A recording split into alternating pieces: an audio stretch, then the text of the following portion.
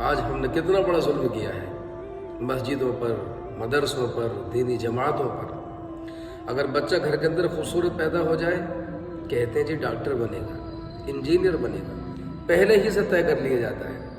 لیکن ٹھیک ہے، آپ ڈاکٹر بھی بنائیں، انجینئر بھی بنائیں، لیکن افسوس کو یہ کہتا ہوا آج نظر نہیں آتا کہ میرا بیٹا حافظ قرآن بنے گا، دین کا خادم بنے گا، دین کا محافظ بنے گا۔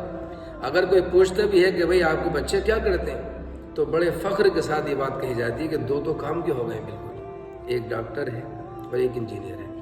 اور ایک بچہ خراب ہوگا ان مولویوں کے ساتھ لگ گیا، قرآن پڑھتا رہتا ہے سارا دن، حدیث کی باتیں کرتا رہتا ہے سارا دن، شلوار ٹخنوں سے اوپر رکھ کے پھرتا رہتا ہے، داڑھی رکھ کے پھرتا ہے، ٹوپی رکھ کے پھرتا رہتا ہے۔ مسلمان تجھے ہو کے گیا، تجھے ہو کے گیا۔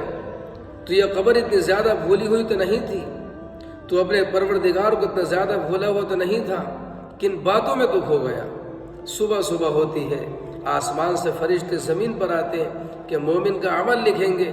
ہم سب سے پہلے اس طرح اٹھا کے داڑھی مونڈتے تاکہ ہمارے گھر میں نبی کی کوئی نشانی باقی نہ رہے، تاکہ ہمارے چہرے پر نبی کی کوئی علامت باقی نہ رہے، تاکہ ہمارے چہرے پر نبی کی کوئی نشانی باقی نہ رہے۔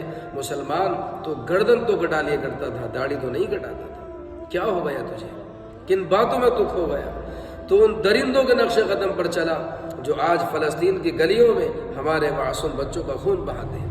تو نے ان ظالموں کے چہرے اپنا لیے، جن ظالموں نے، جن درندوں نے ہماری ماں بہنوں اور بیٹیوں سے اپنی جیلوں کو آباد کیا۔ تو نے ان بھیڑیوں کی شکل اپنا لی جنہوں نے ہم سے قرآن کو چھین لیا، قرآن کو راگ سے استنجا تک کر لیا۔